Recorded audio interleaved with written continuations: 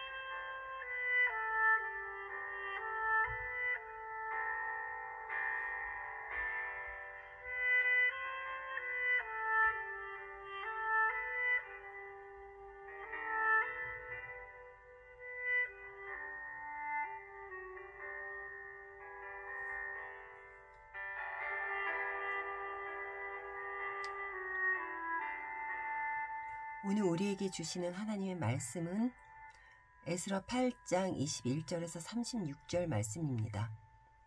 30절까지 읽겠습니다.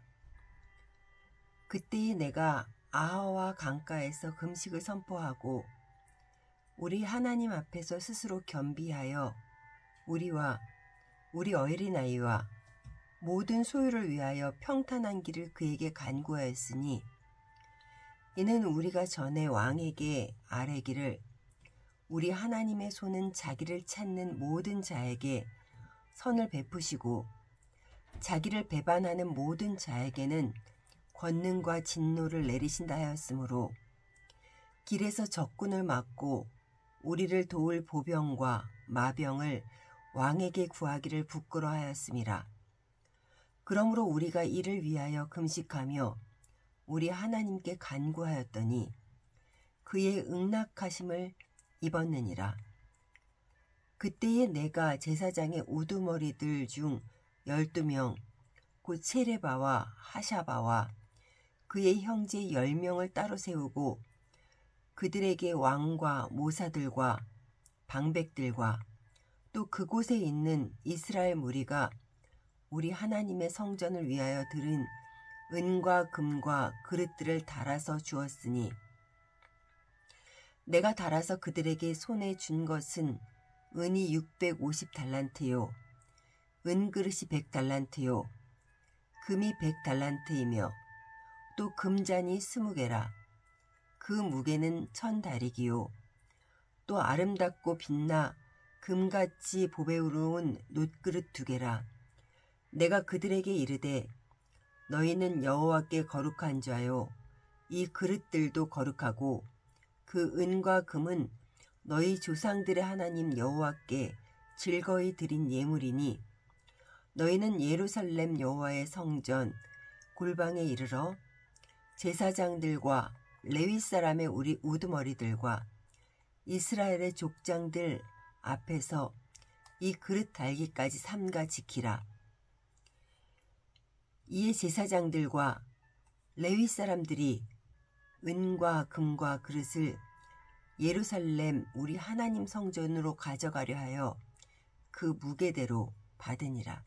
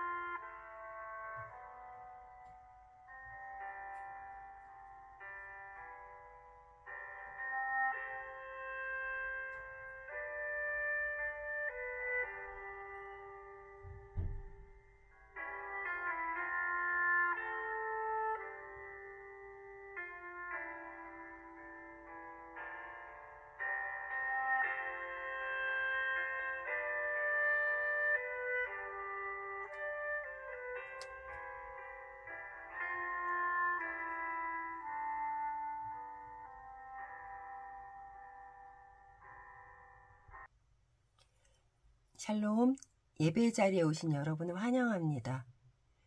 우리의 삶의 길에는 수없는 시작과 끝맺음, 또 그 가운데 결정해야 할 일들이 수없이 많이 있습니다. 여러분은 때마다 하나님께 묻습니까? 아니면 내가 결정해버리고 맙니까? 뒤돌아보면 우리가 하나님을 의지한다고 하면서도 하나님은 내가 먼저 걸음을 뗀 다음일 때가 많은 것을 볼 수 있습니다. 오늘 본문은 예루살렘으로 2차 귀환을 떠나는 에스라 일행이 여행길을 떠나기 전에 금식하며 하나님의 도우심과 보살핌을 간구하는 내용으로 시작합니다. 에스라 일행이 예루살렘을 향해 간 길은 아주 먼 여행길이었습니다. 에스라서 7장 9절을 보면 에스라 일행은 첫째 달 초하루에 바벨론을 떠나 다섯째 달 초하루에 예루살렘에 도착했습니다. 예루살렘으로 귀향하는 여행길이 약 4개월이 걸린 것입니다. 4개월이라는 먼 여행길에서 만나는 가장 큰 위험은 노상 강도들입니다.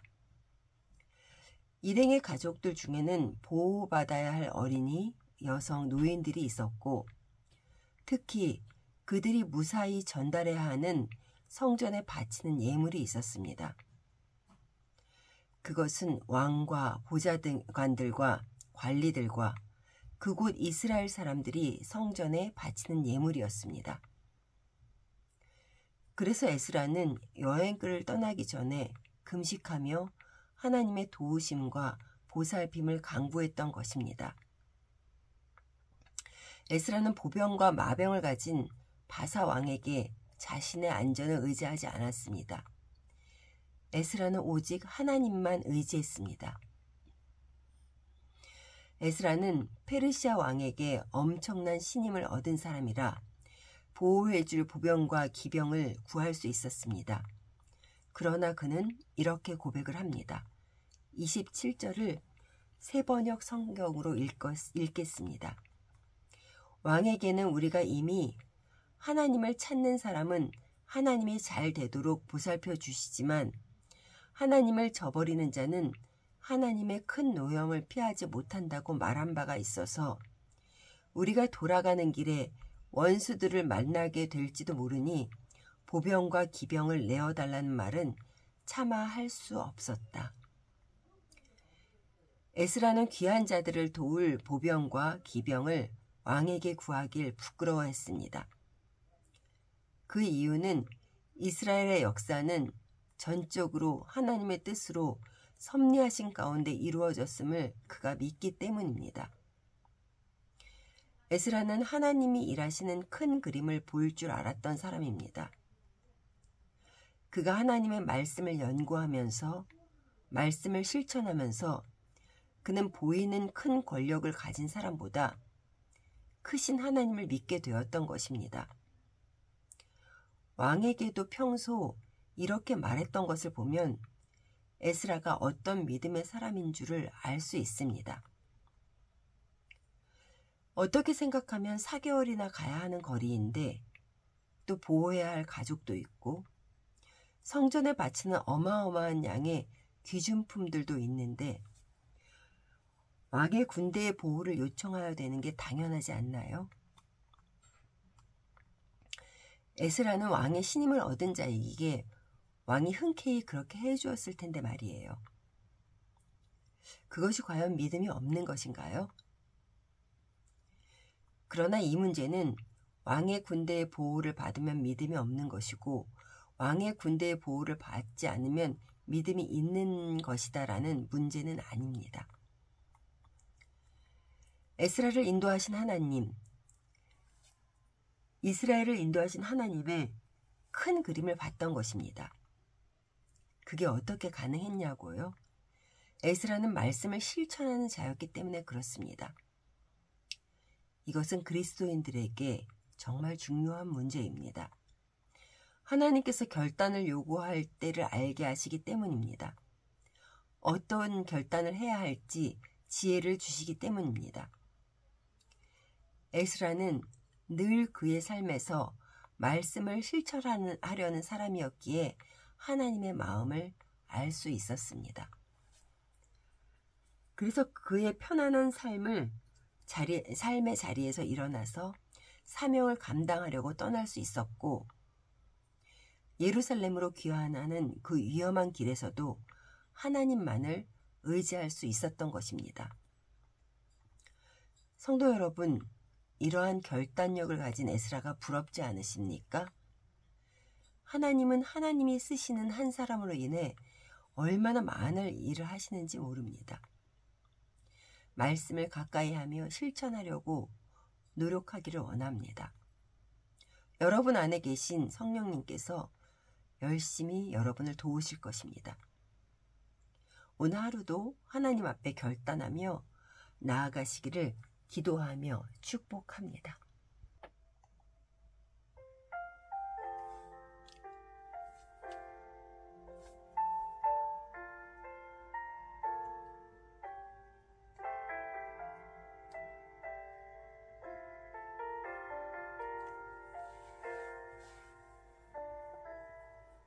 성실하신 하나님 찬양합니다. 매일 새롭게 일하심을 나 찬양합니다. 나의 생각과 필요 모두 아시고 매 순간 일하시는 나의 때로는 침묵하심으로 주신 실하심 느껴지지 않아도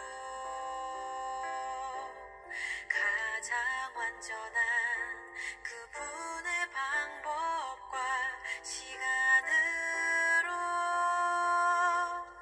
일하심 잠잠히 내 삶을 보면 하나하나 이뤄가신 놀랍고 신비한 그분의 섭리 발견할 수 있네. 내가 흔들릴 때도 언제나 나와 동행하시며 이미 그 자리에 항상